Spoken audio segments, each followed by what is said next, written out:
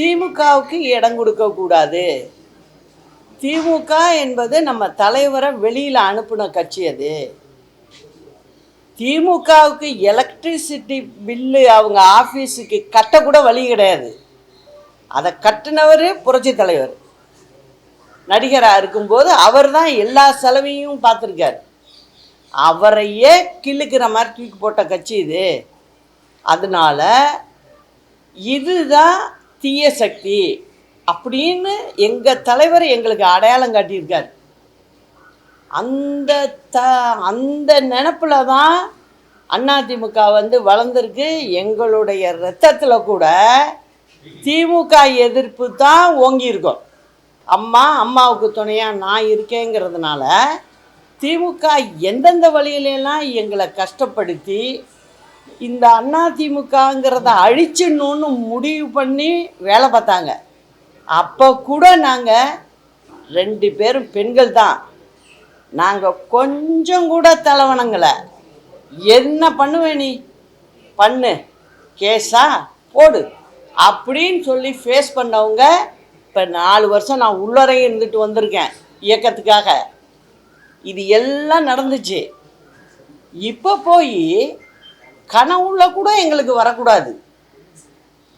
அதிமுககாரவங்களுக்கு கனவுல கூட வரக்கூடாது திமுகவோட அலையன்ஸ் போடுறதுங்கிறது.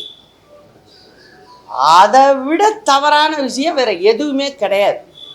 இன்னைக்கு நான் டிவியில் நடந்த நிகழ்வுகள்லாம் பார்த்தேன்.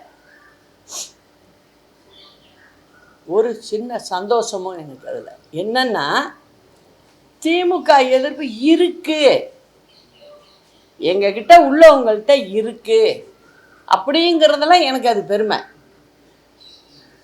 அதே சமயம் எங்கள் ஆட்களுக்கு, எங்களுடைய இயக்கத்தை சேர்ந்தவங்களுக்கு நான் சொல்கிறது என்னென்னா, எல்லாரும் ஒத்துமையாகும்.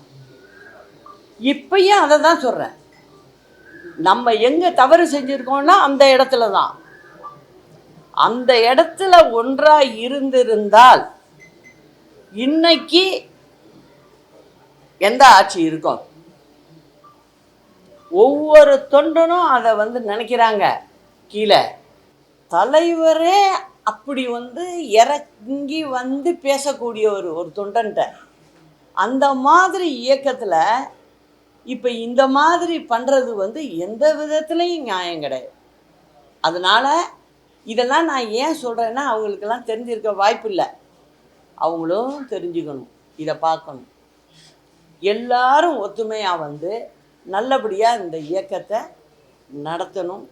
அதுதான் நல்லது, நாட்டுக்கும் நல்லது, மக்களுக்கும் நல்லதுங்கிறத சொல்லிக்கிறேன்.